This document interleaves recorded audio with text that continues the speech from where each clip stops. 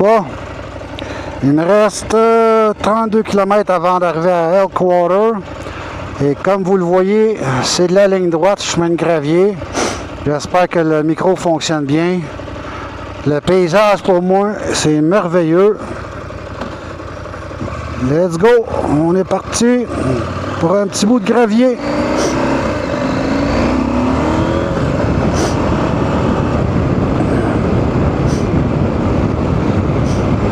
On va se maintenir autour de 70.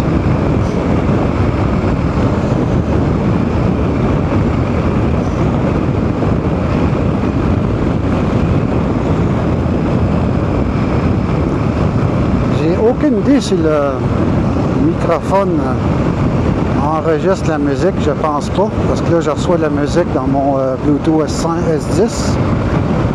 Mais bon, c'est sûr que c'est au niveau de mes oreilles, donc le micro ne doit pas la capter. Et j'espère que le son va être bon.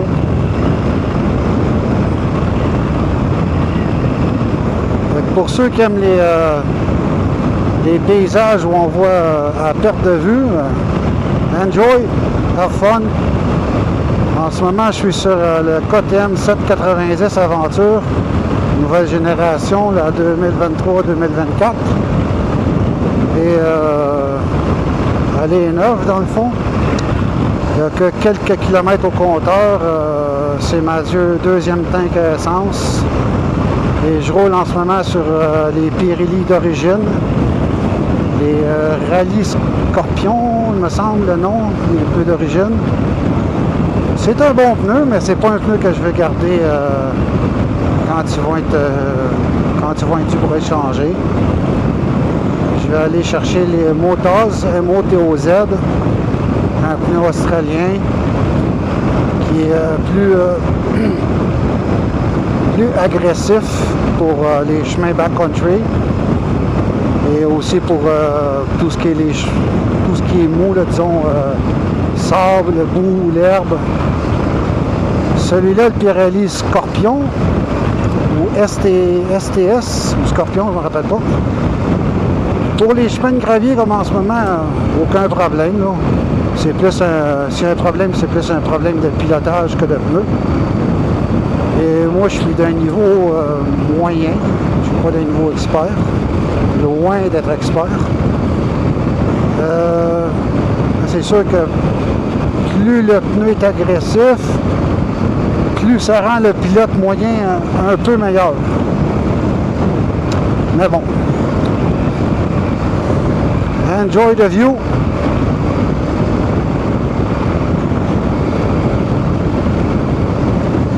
Passant à la KTM 790, celle que j'ai en ce moment, c'est le jour et la nuit avec l'ancien modèle que j'avais, le GS 1200 2018.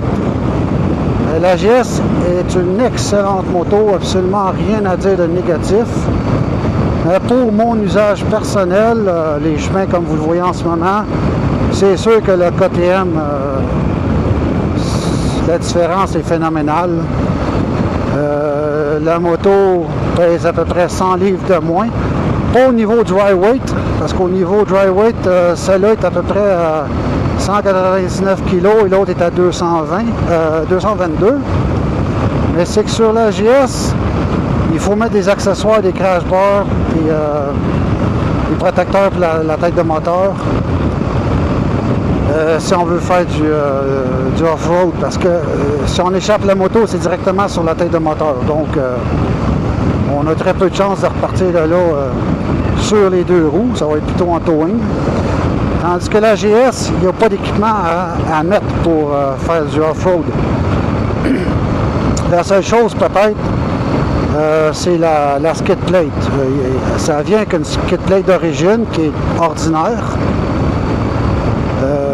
On peut la changer, pas pour une autre forme ou pour plus de protection, là, mais juste pour une skid plate plus épaisse, en cas de choc sous le dessous. Si on passe à un tronc d'arbre ou une roche, ou quand on est un petit peu plus expert, quand on fait de la roche où il y a des souches, si on cogne au niveau de la skid plate d'origine, elle est plus fragile, elle va se bosser plus vite. Là, j'en ai une autre à mettre que j'ai commandé, que j'ai reçu. Holdback. C'est une skid plate en aluminium de 6 mm d'épais. Donc, celle-là, celle d'origine, c'est une 2 mm en aluminium aussi. L'autre, c'est une 6, beaucoup plus rigide. Fait que c'est la seule chose si on veut, mais c'est disons pas une obligation. Quelqu'un qui fait du chemin uniquement comme vous le voyez en ce moment, c'est pas une obligation de changer la skid plate. Mais comme je vais avoir un petit peu moins de limites que ces chemins-là, quand je vais être un peu plus habitué avec la moto, j'aime autant avoir une skid plate un peu plus renforcée. Ça fait qu'au niveau du poids, au niveau de celle-là, la 790, comparativement à la GS, pas besoin de crash bar. Au niveau des valises arrière, j'ai pas fait comme la GS, j'ai pas mis de rack avec des sacoches gauche à droite. Ce que j'ai en ce moment, c'est le système Krieger avec un harnais qui s'attache directement sur la moto. Il n'y a aucun rack en acier ou aluminium ou peu importe. C'est un harnais en tissu semi-rigide. C'est pas du tissu, là, mais c'est un genre de nylon semi-rigide.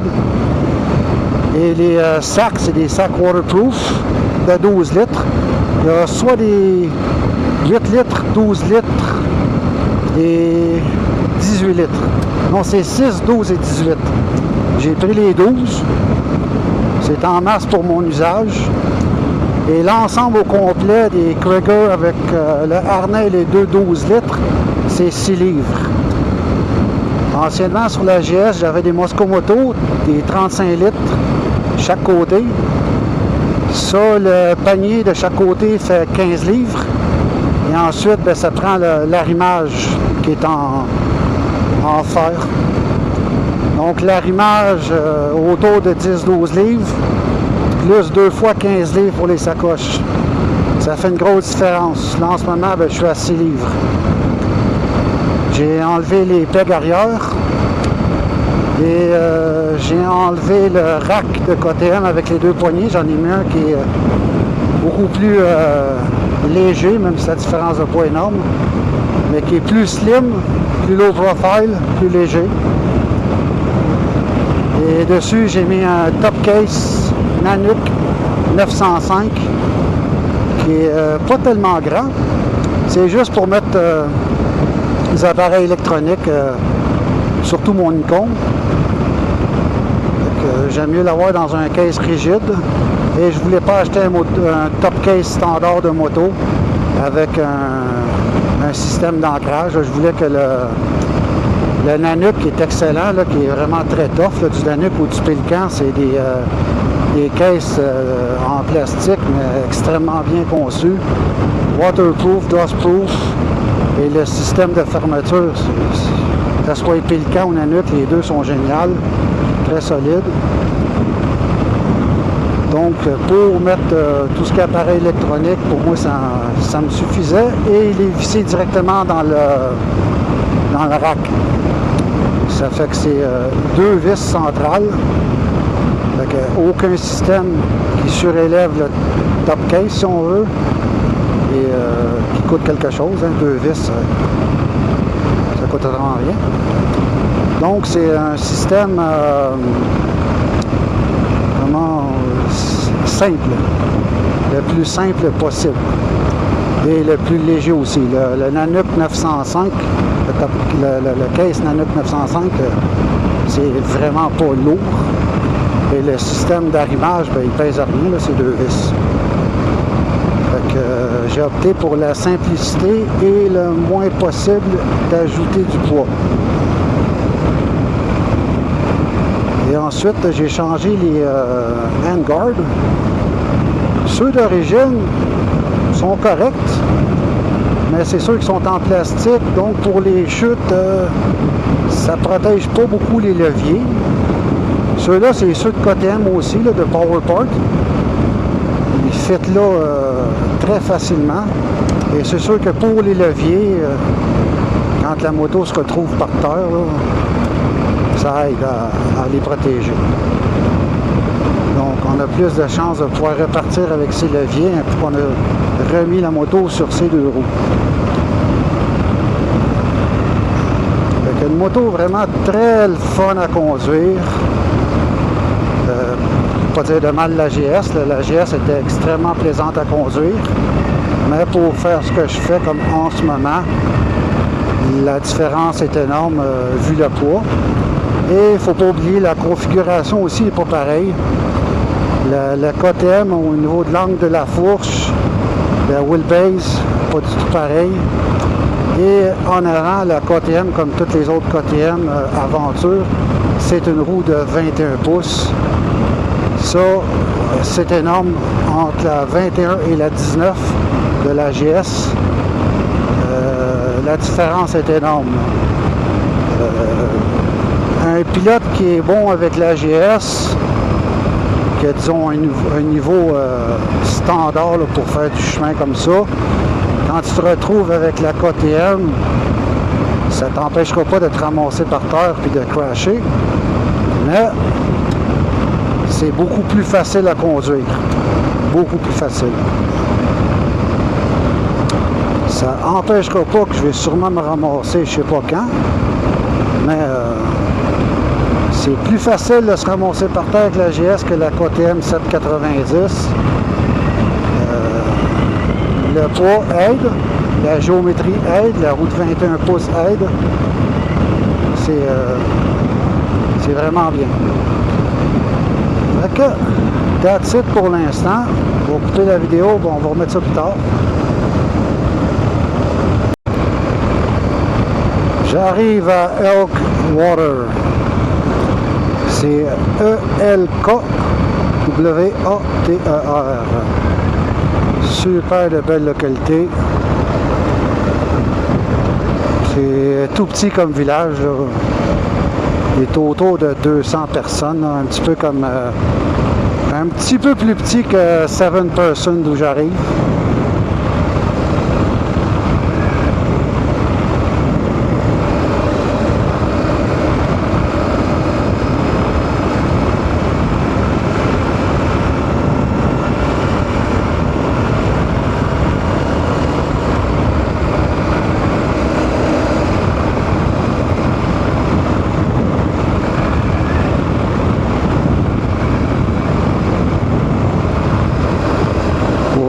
Dans Elkwater, on fait comme le tour du lac si on veut.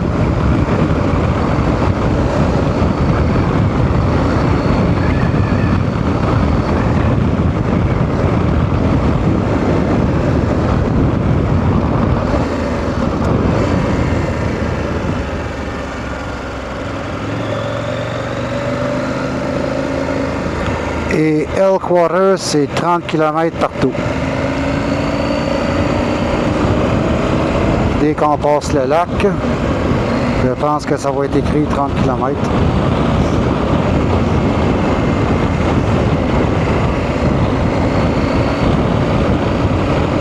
Ouais, c'est ça.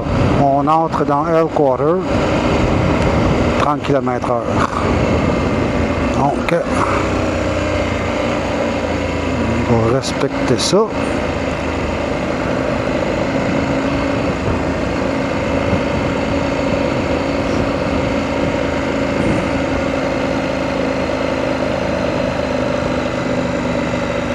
À 65 km de Medicine Hat, vraiment un autre paysage. Là, évidemment, c'est pas les Badlands.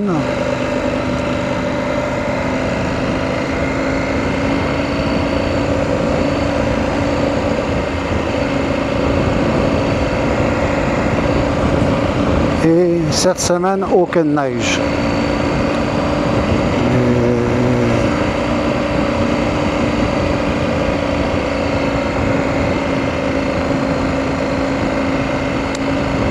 Je vais arrêter au café qui est là en face, qui est le 1234. Ça, dans le fond, c'est l'altitude. 1234, c'est l'altitude. Il faut que je regarde sur Google si c'est pied au mètre.